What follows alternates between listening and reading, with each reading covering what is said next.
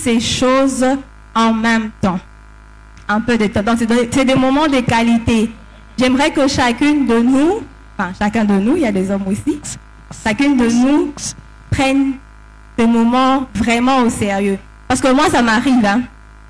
Je suis là, je pars au travail, je rentre, il y a des programmes à l'église, il y a des engagements, il y a des choses à respecter. Et je suis là, je me dis, mais comment je fais toutes ces choses? Comment j'arrive à m'organiser? Comment j'organise mon temps? Comment je fais avec mon travail? Mes engagements à l'église, tout ça. Et ce soir, nous allons apprendre toutes ces choses. Nous avons 5 merveilleuses intervenantes. Elles vont descendre à un moment. Mais j'aimerais, parce que le mois a commencé, c'est le mois de la femme. On a eu quelques personnes qui sont passées ici, qui nous ont parlé. Et aujourd'hui, on va rassembler toutes ces choses. On va en apprendre un peu plus davantage. On va découvrir encore toutes ces choses. On va aller encore en profondeur. Parce que un jour, je suis venue voir le président. C'est une petite histoire. J'avais des problèmes avec notre chargé de discipline à la jeunesse. Je venais souvent en retard. J'avais beaucoup d'absences. J'avais beaucoup de choses. Alors j'étais là à me dire, mais je me plaignais auprès du président. Je dis, mais président, pourquoi on ne me comprend pas à la jeunesse? Je travaille, j'ai des choses à faire. Je peux pas être là tout le temps. Je peux pas. Mais quand je regarde dans l'église, je vois qu'il y a des femmes qui travaillent comme moi. Je vois qu'il y a des femmes qui étudient. Je vois qu'il y a des femmes, elle est femme des pasteurs, elle travaille, elle est là, elle fait toutes ces choses-là en même temps. À un moment, je me mets, je réfléchis, je dis, bon, peut-être que je me plains un peu plus. Je dis, mais si elle arrive à faire ça, et que moi, je suis là à me plaindre parce qu'on m'a demandé, pourquoi tu es venu en retard? C'est une responsabilité que tu as envers les seigneurs. Et je vois le président, je dis, président, je suis fatigué. J'ai l'impression que, je crois que je l'avais dit, j'ai l'impression qu'on a une affaire personnelle avec moi, alors que ce n'était pas ça. Et le président m'a encouragé, j'ai vu quelques mamans, j'ai demandé, mais comment vous faites? Elles m'ont expliqué. Et ça fait un moment que je mets tout ça en pratique. C'est vrai que ce n'est pas encore à 100%, mais j'y arrive quand même déjà un peu. Alors, ce soir, on va connaître leurs secrets à elles. Comment elles font? Qu'est-ce qu'elles font? Comment elles y arrivent? Pour que nous aussi, nous puissions y arriver. Ce n'est pas impossible. C'est vraiment pas impossible. Quand j'ai parlé avec elle, j'ai compris que c'est pas impossible. C'est juste une bonne organisation. Alors, je te demande d'être très concentré.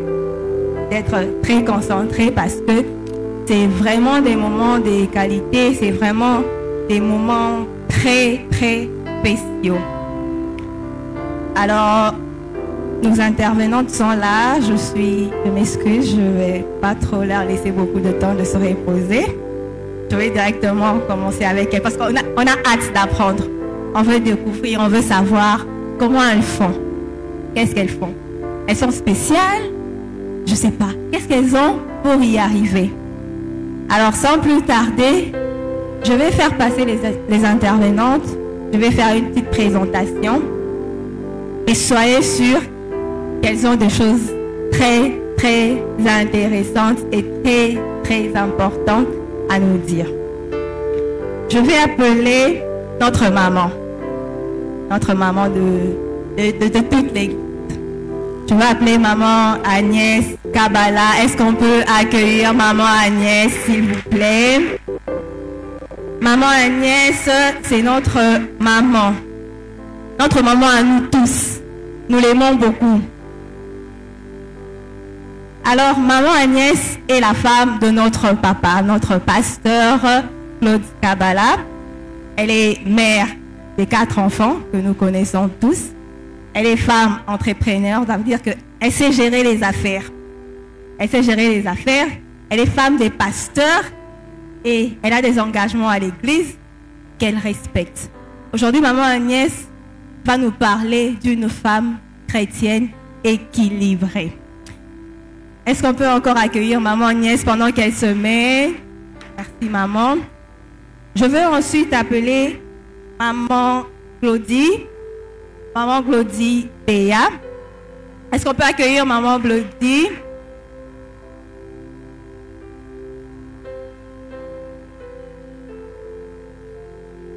Maman Claudie Béa, je l'admire beaucoup. Mais vous allez découvrir pourquoi je l'admire. Elle est la femme de papa Sylvain Béa. Elle est aussi mère des familles. Elle travaille. Elle respecte ses engagements. Elle sert les seigneurs. C'est une femme admirable. Est-ce que prendre place? Est-ce qu'on peut encore l'accueillir? Excusez-moi de le faire, de vous faire toutes ces acclamations. Je suis vraiment désolée. Je vais ensuite appeler maman Lydia Tanga, la femme de notre président Joël, la femme de notre berger.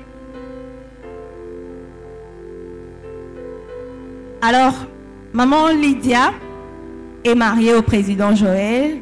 Elle est la maman de nos 2 princesses. Nous l'aimons beaucoup aussi. Elle travaille. Elle travaille beaucoup. Il y a 2 fois, je l'appelle. Oui, ma chérie, je suis au boulot. Oui, ma chérie, je te rappelle. Et elle est toujours là. Elle est là pour ton mari. Elle est là pour nous. Et donc, elle a vraiment le cœur de cette femme chrétienne équilibrée là. Alors, maman Lydia, est-ce que vous pouvez prendre place? Je vais ensuite appeler... Merci beaucoup, vous avez compris. Je vais ensuite appeler maman Karine, la maman de notre berger Papi Kandolo, la maman de tout le monde. Karine. Maman Karine est également aussi femme entrepreneur. Elle gère des affaires. Elle est ici, nous la voyons comment elle sert les seigneurs avec corps et âme. Elle est toujours là. Je ne sais pas si je l'ai déjà vue absente un jour, je ne m'en souviens pas. Mais maman Karine est toujours là malgré ses affaires, malgré ses nombreux voyages, elle est toujours là. Est-ce que maman Karine peut prendre place? Je vais ensuite appeler la dernière, maman Alice Baka, la femme de notre frère Jean Espoir. On connaît tous le frère Jean Espoir. Maman Alice, mère des familles, elle travaille. Ça se voit. Maman Alice travaille, elle est mère de famille, la femme de frère Jean Espoir. Elle aussi, je l'admire. Peut-être que je lui ai jamais dit ça, mais je dis que je vois maman Alice, je vois comment elle est de loin. C'est une femme respectable. Vous allez le découvrir ce soir. Je ne veux pas prendre beaucoup de temps car elles-mêmes, elles ont déjà beaucoup de choses à dire. Maman Alice, vous pouvez prendre place, s'il vous plaît. Merci beaucoup. Je ne veux pas vous prendre beaucoup de temps. Moi, je n'ai pas de choses vraiment importantes à dire. Sans plus tarder, je vais laisser la parole à maman Agnès Kabala qui va commencer l'intervention de ce soir. Est-ce qu'on peut donner une offrande d'acclamation au Seigneur? Merci.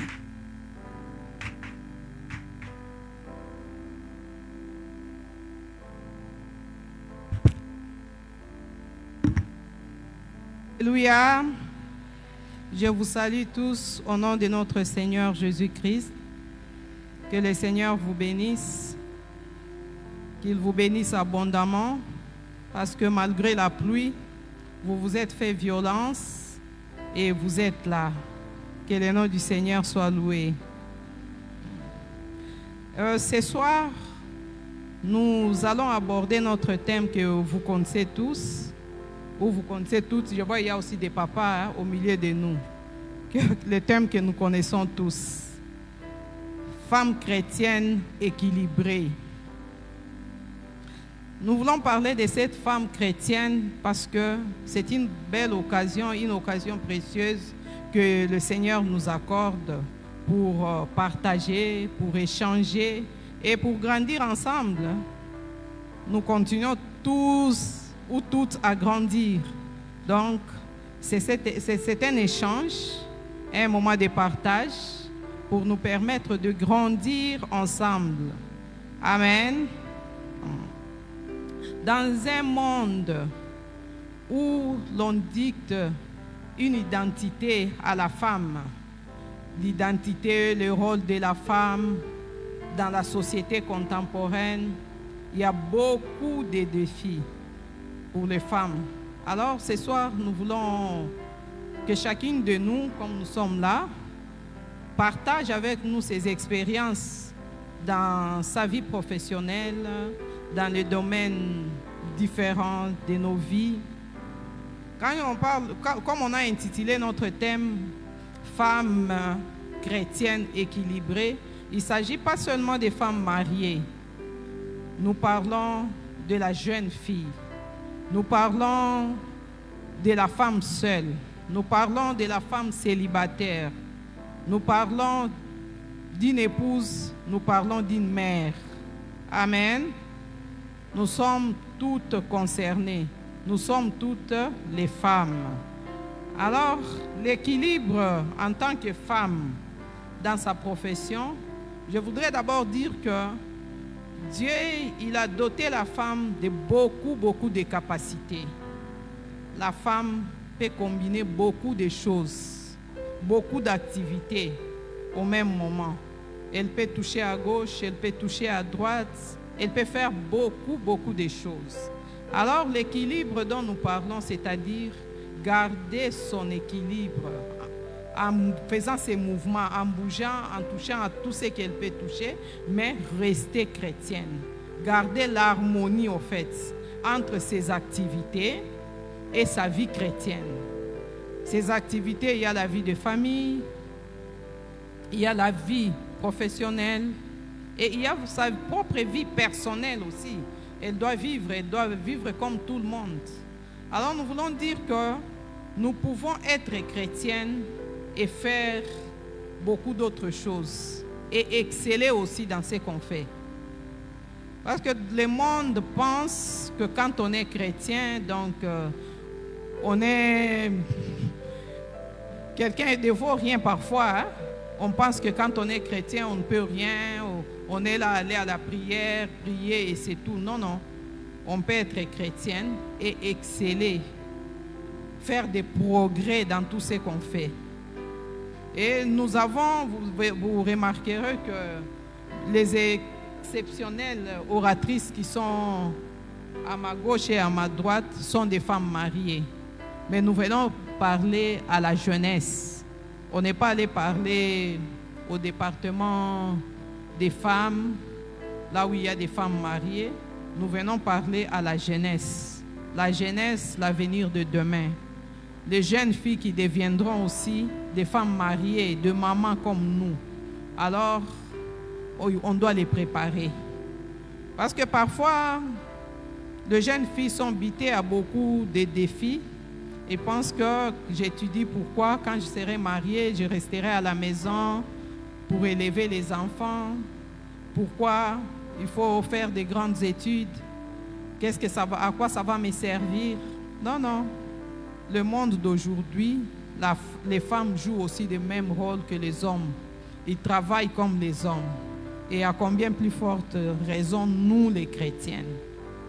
Et nous avons beaucoup des exemples dans la Bible, des femmes qui ont aussi travaillé. La Bible nous parle par exemple de Déborah. Déborah, prophétesse en Israël. Déborah, juge en Israël. Et la Bible nous dit que c'était l'unique juge parmi les hommes. Nous voyons que Déborah a travaillé. La Bible nous dit qu'elle siégeait sous les palmiers, c'est-à-dire qu'elle quittait sa maison et elle allait travailler. Et elle a joué un très grand rôle lorsque Israël a été assujetti par ses ennemis. Dieu est passé par elle. Et puis on nous présente cette Déborah comme étant une femme mariée. Déborah, femme à Lapidote. Donc c'était une femme mariée. Déborah était une mère en Israël. C'est-à-dire qu'en dehors de sa profession comme juge, Dieu l'utilisait comme prophétesse. C'est-à-dire qu'elle avait une vie chrétienne. Nous pouvons dire aujourd'hui qu'elle avait une vie chrétienne équilibrée, si Dieu pouvait l'utiliser. C'est-à-dire qu'elle était une vraie chrétienne. Le fait d'être juge ne l'a pas empêchée de continuer sa vie chrétienne. La preuve en est que Dieu est passé par elle. Je ne pense pas qu'elle était la seule prophétesse à l'époque, mais Dieu est passé par elle pour lui donner des instructions, des orientations pour pouvoir vaincre les ennemis. Déborah était une femme mariée, c'est-à-dire qu'elle s'occupait de son mari, elle s'occupait bien de sa maison. La chrétienté ne nous empêche pas de nous occuper de nos maisons, de faire du ménage chez nous, de garder nos maisons propres, de rendre nos maris heureux, d'éduquer nos enfants et de mener sa vie de prière normalement. Ça ne nous empêche pas. Voilà pourquoi ce soir, nous sommes là pour parler aux jeunes filles et aux femmes en général que nous pouvons faire l'équilibre, harmoniser notre vie, vivre notre chrétienté normalement et exceller dans différents domaines. Amen. Alors, je ne vais pas trop parler et entrer dans les détails parce que les femmes qui sont là, à ma droite et à ma gauche, chacune d'elles a un sujet précis, a une expérience à partager avec nous. Alors, je vais passer le micro à la modératrice qui va passer à la première intervenante. Amen. Merci beaucoup, maman Agnès. Ça, ce n'était que l'introduction au sujet du jour. Alors, notre première intervenante, ça sera maman Glody, qui est juste à ma gauche.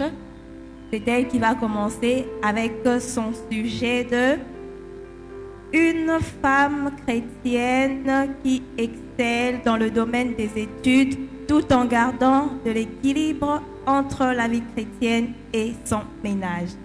Vous voyez que son sujet est intéressant.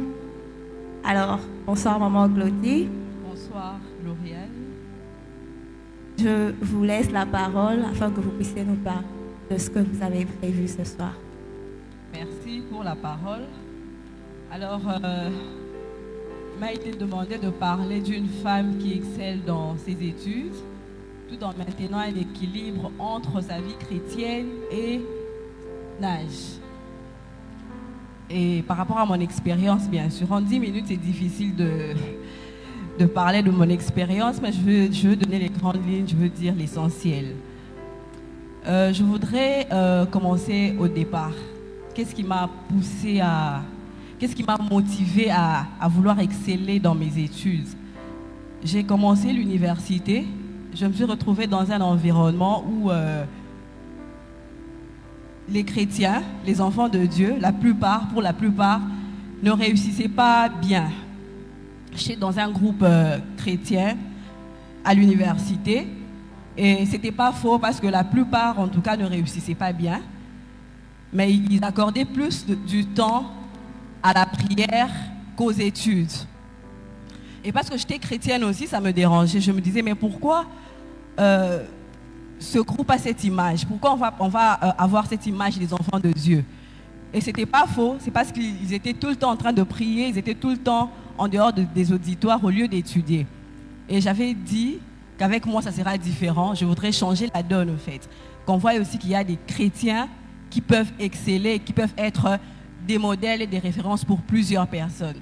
Je me suis mis au travail, je me suis fixé des objectifs, je me fixais des objectifs à chaque fois que je montais une promotion et je me mettais au travail. Je travaillais, j'étais vraiment disciplinée parce que pour réussir au fait dans ces études, il faut bosser dur, il faut endurer de sacrifices, il faut être très discipliné et au-delà de tout, il faut la prière parce qu'on ne peut pas réussir en tant qu'enfant de Dieu. Pour nous, enfants de Dieu, la réussite sans la prière est impossible. Tu peux beau étudier, mais si tu n'associes pas Dieu, c'est vraiment un échec. Dieu m'a fait grâce, j'ai fini, j'ai excellé. Et j'avais fait un grand pourcentage, j'étais la lauréate de ma faculté. Il s'est fait qu'on m'ait engagée à l'université, j'étais assistante. et je devais poursuivre ma carrière parce que je ne voulais pas rester assistante. Et pour poursuivre cette carrière, il fallait encore étudier. Je me suis mariée avant même de commencer les études. Je sais qu'au départ, mon père était encore très hésitant et l'une des raisons, il se disait peut-être que j'allais plus étudier en se mariant.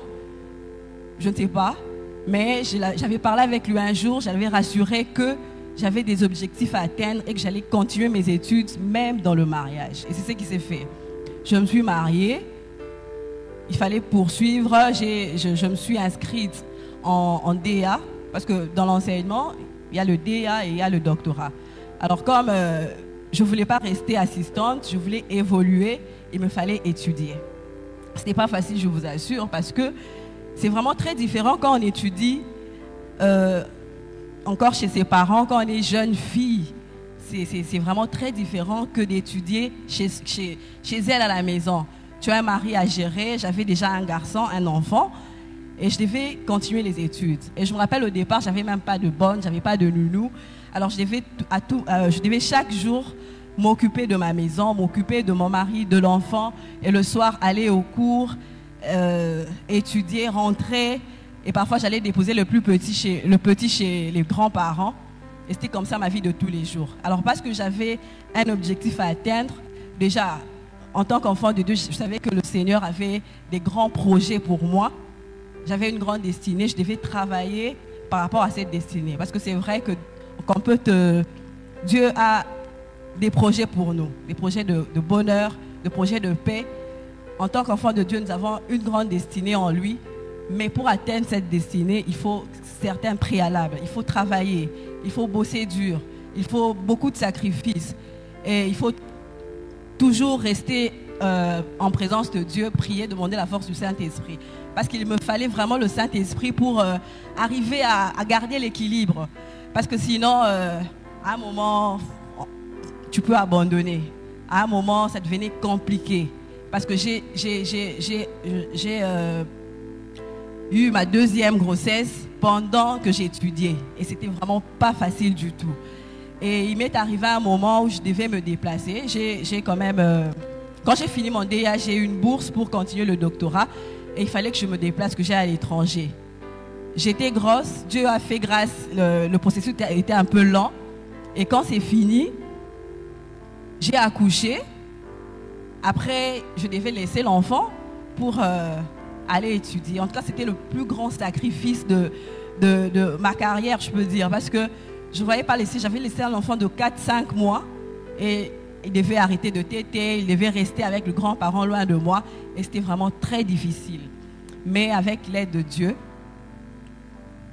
je suis parvenue à réussir à terminer les études. Je suis revenue, je suis rentrée et je bénis, entre guillemets, je bénis Dieu pour l'homme qu'il avait placé à mes côtés parce que vous savez, en tant que femme, si vous voulez faire des grandes études, en étant marié, il faut avoir quelqu'un qui vous soutient. Parce que si vous n'êtes pas soutenu, vous allez abandonner en fin de compte.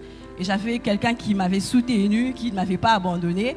Quand je suis partie, il avait accepté de rester, prendre soin de l'enfant et des enfants. Et je suis partie, je suis revenue, j'ai atteint cet objectif, j'ai défendu ma thèse. Aujourd'hui, je suis professeur, jeune professeur des universités, parce que j'enseigne aussi dans plusieurs universités. En passant, je suis admirée par plusieurs personnes, au fait, parce que partout où je passe, les gens ne s'attendent pas au fait à me voir professeur. Et quand on me présente comme professeur, les gens sont vraiment dans l'admiration. Ils se disent, mais elle est très jeune, comment elle a fait? Eh bien, il fallait beaucoup de travail, il fallait savoir au fait c'est à quoi on est appelé. Et surtout, sans l'aide du Saint-Esprit, ce ne serait pas possible. Il fallait faire un effort pour, en même temps, étudier, vouloir bien réussir dans ses études, vouloir s'occuper de son mari, de ses enfants. Et surtout, je suis servante de Dieu. Il fallait rester aussi équilibré dans ma vie, dans ma relation avec le Seigneur, dans mon service avec le Seigneur. Et gloire à Dieu, ça a marché. Je suis ce que je suis aujourd'hui. Je bénis le Seigneur. Et je voudrais encourager une femme ici présente et dire que c'est possible de viser plus grand, c'est possible de viser plus haut, c'est possible d'être en même temps une femme chrétienne, j'insiste, chrétienne, mais occuper de grandes responsabilités chrétiennes, faire des grandes études chrétiennes, professeur, c'est possible avec Dieu. Merci. Vous comprenez maintenant pourquoi j'avais dit que je l'admire. Je n'ai pas voulu vous dire qu'elle était professeure. Je voulais que vous puissiez les découvrir. Merci beaucoup, maman Claudie.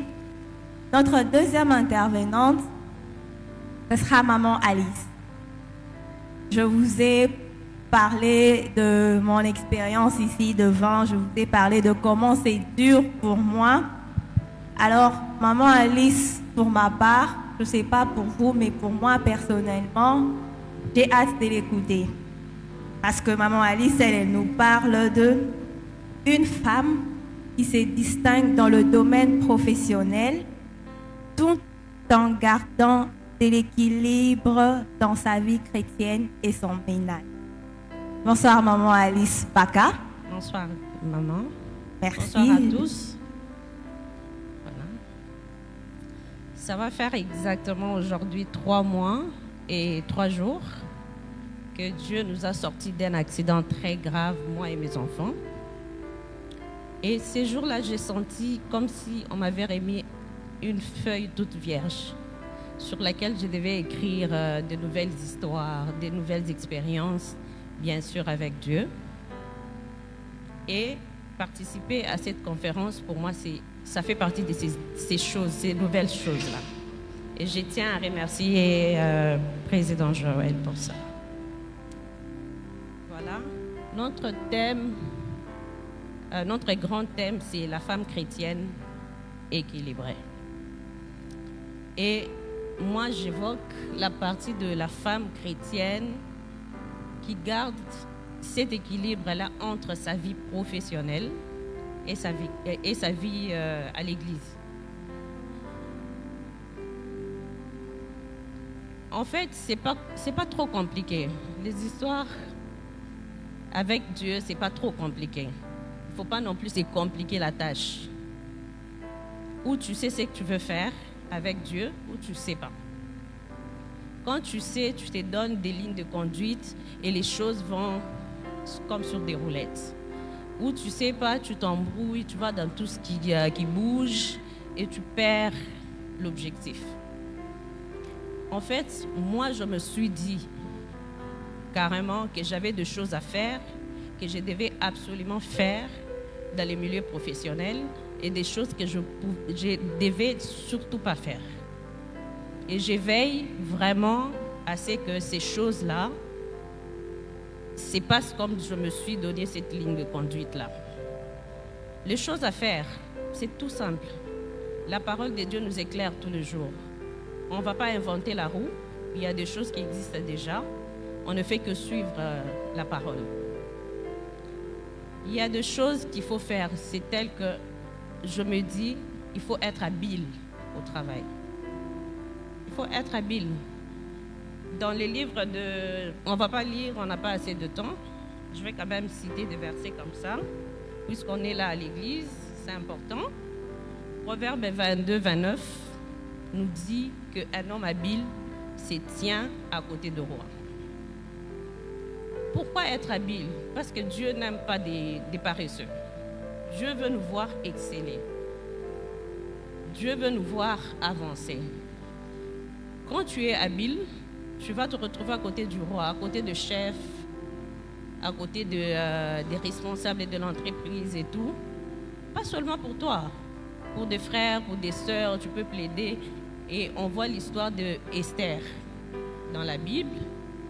Elle était à côté du roi. Elle a plaidé en faveur de son peuple, tout simplement parce qu'elle était à côté du roi. De un. Et de deux, je vois pas, je ne conçois pas quelqu'un après avoir prié. Tu as demandé du travail. D'abord, le travail est très difficile à trouver. Tu pries, Dieu te fait grâce, tu trouves un travail et tu te mets à le négliger. Je ne conçois pas ça. Je me dis c'est précieux, si Dieu te l'a donné, donc il faut que tu le prennes avec valeur, que tu travailles pour être habile et compétent.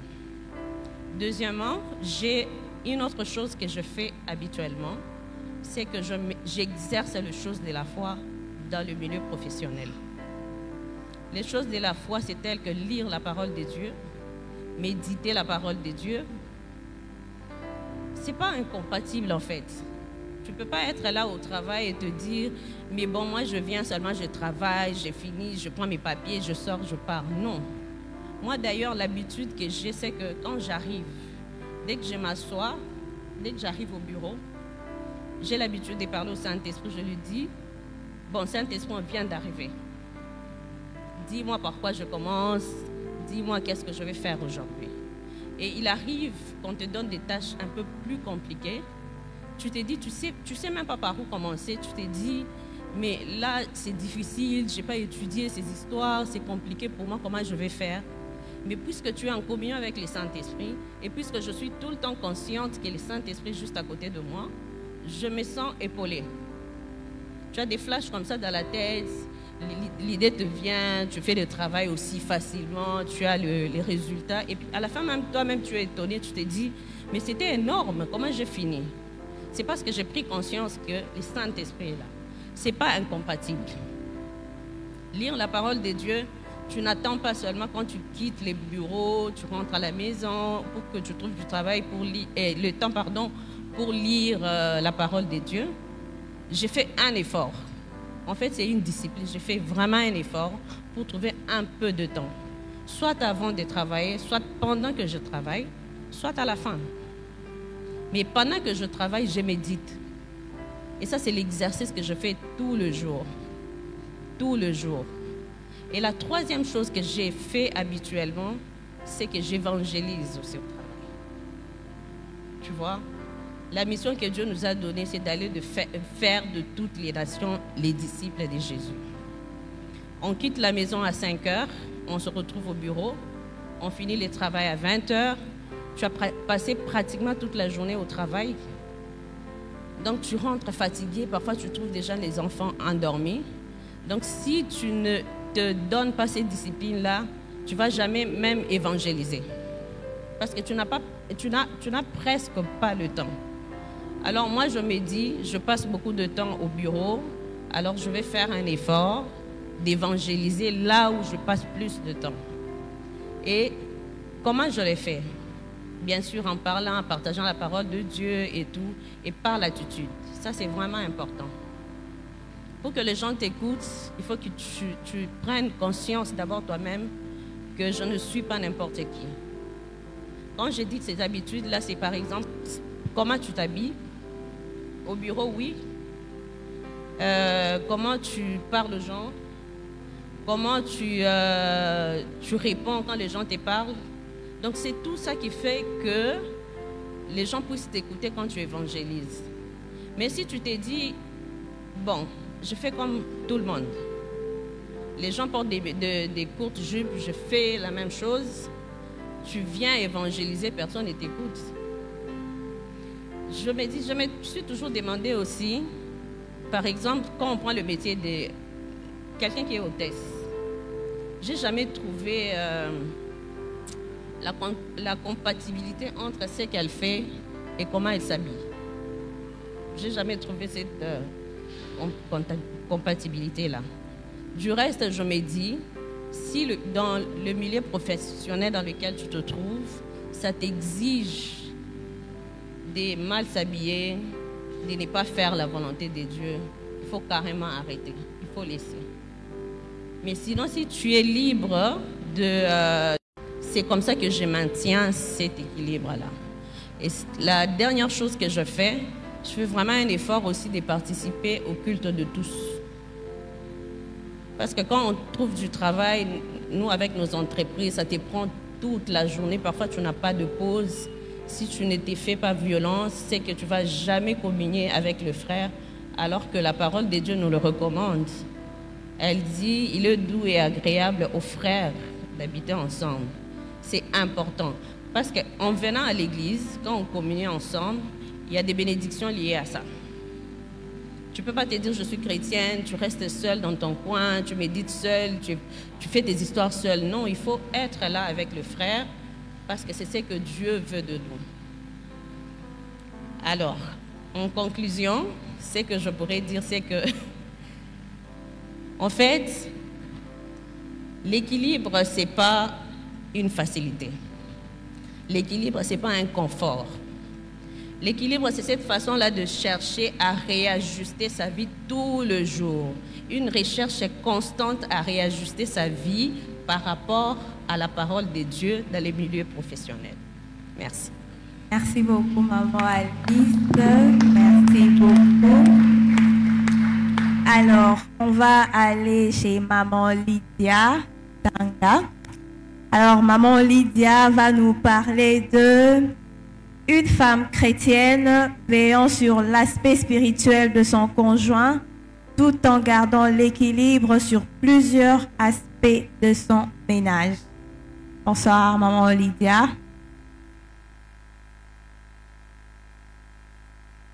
Bonsoir, maman Lydia. On a parlé des études, on a parlé de la vie professionnelle.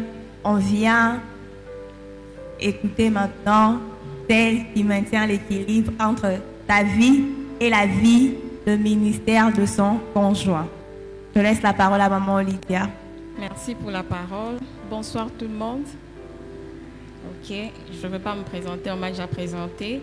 Mon sujet, c'est plus dans le domaine spirituel. Quel est l'apport que j'ai sur l'appel qu'a reçu mon époux dans le ministère? D'abord, je me disais comment j'allais commencer parce que je trouvais ça un peu vaste et tout. J'ai d'abord posé la question à mon époux, le président Joël. Je lui ai posé la question de savoir que lui me dise vraiment c'est quoi, qu'est-ce que j'ajoute dans sa vie spirituelle parce qu'il a un appel de servir le Seigneur. Qu'est-ce que j'apporte dans sa vie? Il m'a répondu deux choses. C'est avec ces deux choses que je veux essayer de voir comment exploiter.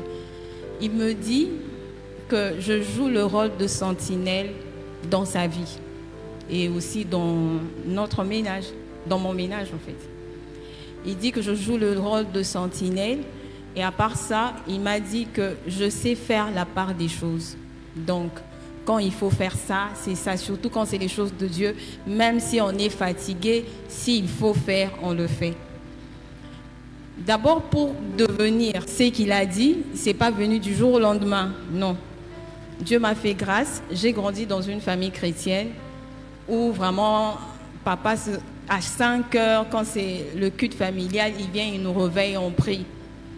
Et le fait de grandir dans une famille chrétienne, c'est ce qui a fait en sorte que je cherchais vraiment à passer de moments d'intimité avec le Seigneur, même lorsque tout le monde dormait. Il y a mes soeurs qui sont là, à un moment tout le monde dormait, mais moi je me réveille, je vais au petit salon, je prie. Je disais ça même aux enfants de l'Écodine. J'ai une cicatrice là, et j'aime bien cette cicatrice. Pourquoi? Parce que je m'étais blessée. Quand je m'étais réveillée pendant la nuit, je me suis mise sur le fauteuil. Ce fauteuil-là était un peu abîmé. Il y avait un clou. Et par mégarde, je me suis blessée. Ça avait d'ailleurs une forme de cœur. Et pour moi, je me disais, je me suis blessée, mais c'est parce que je voulais passer du temps dans la présence de Dieu. Et pendant ce temps-là, je priais. Je ne savais pas qu'un jour, j'allais épouser celui qui est mon époux aujourd'hui et qui a l'appel dans le ministère. Et au fur et à mesure que le Seigneur permettait à ce que je passe ce moment, or, il est en train de déposer en moi aussi ce désir-là de le servir autrement. Je me souviens, quand on s'est rencontrés, il m'a posé la question de savoir est-ce que tu seras partante épouser un pasteur? Quand il m'a posé cette question, ça vraiment, je vous dis vrai, je l'avais dit non. Moi, dans mon arrêté, moi, c'est un pasteur. J'étais vraiment catégorique. J'ai dit, si toi, tu as cette vision, avec moi, ça ne va pas marcher. Je n'étais pas pour, mais tellement que c'était la volonté de Dieu. Je me souviens même le jour de notre mariage, le service traiteur qu'on avait engagé, il y a un qui est venu nous donner une prophétie. Il avait dit des choses, je me suis dit, il ne nous connaissait pas. Il a dit des choses par rapport à son appel. Je me suis dit, Nzambi Makam Nazo Lingate Yango, mais bref. Et quand on s'est mariés, je me souviens, 1 ou 2 semaines après, je monte à bord d'un transport. Et là encore, un pasteur, vous voyez les pasteurs qui prêchent en commun. Il a commencé à dire, Sœur Oazali Bosso, Nazomo Namubali Nayo, c'est un grand serviteur de Dieu. J'ai dit, Seigneur, je me disais, je ne veux pas ce genre de choses, mais pourquoi pas tout? Bref, je suis même rentrée à la maison, j'ai dit, regarde, c'est qu'un monsieur m'a dit, et j'ai compris tout simplement que quand c'est l'appel de Dieu, même si tu te dis que tu ne sauras pas, il va te capaciter. Là, c'était la petite histoire. Et comme je vous ai dit qu'avec ces deux choses, être sentinelle et savoir faire la part de choses, je veux parler de certains aspects. Pour vraiment soutenir son homme, son époux, c'est lui qui est appelé au ministère, nous devons d'abord, premièrement, être disciplinés. J'ai aimé ce que ma soeur a dit, la soeur Glody, en disant que sans la discipline, elle n'allait pas atteindre ses objectifs. Tu dois d'abord être discipliné, même dans ta vie, dans tes moments de prière. Et avant d'abord de parler de tout ce point, j'aimerais aussi d'abord dire à toutes les femmes qui sont ici, certes moi, je peux dire Dieu m'a fait grâce d'avoir un époux qui sert le Seigneur, peut-être dans la prédication, mais toi aussi tu peux avoir un époux qui sert le Seigneur dans un domaine quelconque. Et pour maintenir l'équilibre là dans la vie spirituelle, tu dois apprendre à te discipliner d'abord toi-même. Et aussi tu dois être une femme de prière. Parce que tu ne peux pas soutenir un homme qui est appelé au ministère tant que toi-même tu n'as pas cette discipline-là, cette vie de prière en fait. Toi-même, d'abord, tu dois être un peu mûr dans le domaine spirituel. Tu dois apprendre à plus passer de moments d'intimité. N'attends pas seulement que ton époux vienne te dire compris. Quand il a dit, je joue le rôle de sentinelle, c'est pourquoi? Parce que même quand deux fois il se dit, cette semaine, je veux prier. Il me dit qu'il va prier, par exemple, à 1h. Je ne sais pas, mais moi, vraiment, le Seigneur m'a fait grâce. J'ai une sensibilité. Quand il est 1h, là, c'est lui qui avait mis le réveil à 1h. C'est moi qui entends son réveil. Et lui, il s'emporte par le sommeil. C'est moi qui le réveille. J'ai dit, tu avais dit que tu allais prier. Réveille-toi, va prier. Tant qu'il n'est pas parti, je ne le laisse pas. Je lui dis, papa, tu avais dit que tu allais prier. Va prier. Et si je sens un moment que ce temps-là, je trouve qu'il est très débordé avec le travail, je lui dis, non, non, ces temps ici, je ne te sens pas. Je ne te sens pas même le temps que tu as. Je suis là en train de veiller. Ce n'est pas que je le fais de moi-même. Non, c'est le Saint-Esprit qui crée en moi ce vouloir et ce faire. Comme je l'ai dit, la discipline d'abord. Nous devons apprendre à se discipliner. Tu te dis que je me dis, c'est ça, je dois apprendre à faire telle ou telle chose. Tu te disciplines d'abord dans ta marche. Et aussi, la vie chrétienne, c'est une vie, on doit noter que c'est une vie de sacrifice. Tant que tu ne mets pas en tête que je dois apprendre à me sacrifier, vraiment tu ne vas pas atteindre tes objectifs. Mes sœurs l'ont dit, c'est pas facile, le travail, la maison, les études, la maison, mais si tu ne te sacrifies pas, tu ne vas rien faire. Dans la vie, on doit apprendre à se sacrifier pour atteindre certains objectifs.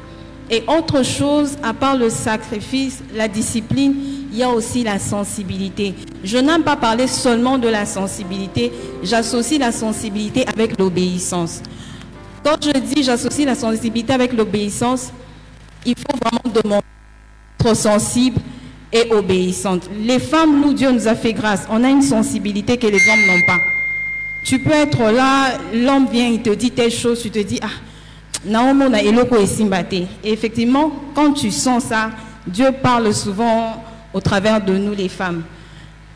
Je me souviens une fois, c'était vers 18h, vers 16h ici. Il n'était pas à la maison, il était sorti avec le véhicule. Je dormais, j'étais en train juste de... Je ne sais pas que je dormais profondément. Moi, Pongi Moko Ezwingai, je me suis endormie. C'est là que je fais... En fait, c'est pas que j'ai fait un rêve, j'ai eu un mauvais pressentiment. J'ai sursauté et puis je regarde comme... Je dis, ah, il est encore 19h, même pas 20h. J'essaie de l'appeler pour savoir où il était. Mais d'abord, avant de l'appeler, j'ai commencé à prier. J'ai prié, j'ai dit, Seigneur, je ne sais pas pourquoi j'ai ce mauvais pressentiment. J'ai chassé l'esprit de mort, j'ai chassé... Donc, je chassais les accidents, je ne savais pas ce qu'il était en train de faire, mais être seulement sensible là m'a poussé à prier. Après, je l'appelle, il me dit, j'arrive. À un moment, il me rappelle, il me dit, je viens seulement t'expliquer à la maison. Il arrive à la maison, il me dit, il était du côté de Ngalé, ma Sainte-Heure. Il voulait tourner avec le véhicule, un motard venait, vous connaissez comment les motards conduisent ici avec précipitation et tout. C'est ce motard qui était fautif. Il est venu cogner le véhicule, mais vraiment, heureusement, il n'avait pas eu un choc. Mais c'était vraiment un accident mortel. Et le motard se relève là, on essaie de regarder. Vu qu'il était fautif, il a pris sa moto, il est parti. Mais quand il est rentré, il m'a expliqué, je me suis dit, si je restais là, je ne priais pas, j'étais sensible, j'ai prié, mais si je ne priais pas, peut-être un accident mortel allait arriver. Et vous voyez, c'est Ngalé, ma Sainte-Heure. Bon, imaginez, Mémé Ngalé, ma Sainte-Heure, combien on allait dépenser? Je me suis dit, si je n'étais pas seulement sensible, mais j'ai aussi été obéissante. Donc, la sensibilité, on ne doit pas se limiter seulement à être sensible. Au-delà de la sensibilité, nous devons l'associer à l'obéissance. Parce que tu peux être sensible en écoutant la parole de Dieu, mais si tu n'agis pas en étant obéissante, tu risques de passer à côté. Et la quatrième de chose, c'est l'intimité avec le Saint-Esprit. Là, ça, c'est mon expérience. Le Saint-Esprit, je l'associe même dans les moindres détails. Et c'est comme ça que le Saint-Esprit me rappelle, lorsque la vie de prière a diminué dans la famille, je me dis, non, on doit se lever. Ce n'est pas de moi-même, c'est parce que j'ai fait du Saint-Esprit mon allié. J'ai fait du Saint-Esprit mon ami. Et c'est comme ça qu'à chaque fois que quand je sens que ces temps-là, on ne prie pas comme on priait avant, je me lève et je demande à ce qu'on prie. Et comme j'ai dit, savoir faire la part des choses, on doit apprendre. Quand c'est la prière, on doit prier. Quand ce n'est pas la prière, on peut faire autre chose, mais qu'on respecte un peu ça. Et pour conclure, ça vraiment c'est une conclusion, je dirais, moi j'ai eu cette grâce d'épouser un homme de Dieu, un serviteur, mais pour toi, qui peut-être tu n'es pas encore marié ou bien tu es appelé à accompagner un homme qui sera appelé au ministère, moi je dirais que chacune de nous aura de comptes à rendre à Dieu lorsque le Seigneur a mis quelqu'un à nos côtés. La preuve en est que Adam et Ève, lorsque Dieu a mis Ève à ses côtés, quand Adam a fauté, le Seigneur a posé la question à Adam, et Adam, qu'est-ce qu'il a répondu? C'est la femme que tu avais mis à mes côtés. Donc nous les femmes, nous avons des rôles à jouer dans la vie de nos conjoints, dans la vie de ceux qui seront appelés nos époux. Et un rôle très important, c'est de les accompagner dans leur vie spirituelle, afin qu'un jour, ensemble, que nous puissions être devant le Père pour le rendre gloire. Donc c'est un peu ce que je pouvais dire. Merci beaucoup, maman Lydia. Alors, on va aller chez maman Karine. Maman Karine, son thème rassemble un peu le tout. Elle va nous parler d'une femme chrétienne qui maintient de l'équilibre dans sa vie chrétienne, dans son foyer et dans ses affaires. Bonsoir maman Karine.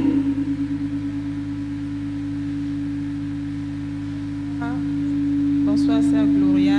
Bonsoir maman Karine, je vais vous laisser la parole pendant 10 minutes. Merci beaucoup pour la parole. Bonsoir à tous. Le thème qui m'a été donné, c'est comment maintenir en tant qu'une femme chrétienne, comment maintenir sa vie chrétienne, son foyer ainsi que ses affaires. Je suis une chrétienne, je suis une femme au foyer, je suis une mère, j'ai fait aussi les affaires. Alors, j'aimerais dire, pour maintenir sa vie chrétienne, ce n'est pas facile, mais ce n'est pas impossible avec l'aide du Saint-Esprit. Pour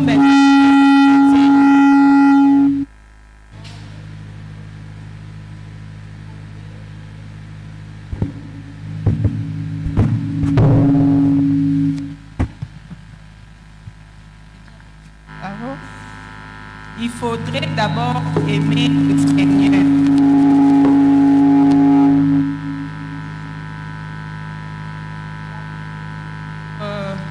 Dans le livre de Matthieu, le chapitre 22, comme vous commencez à partir du verset 37, la Bible nous dit: ah, le Seigneur ton Dieu de tout ton cœur, de toute ton âme,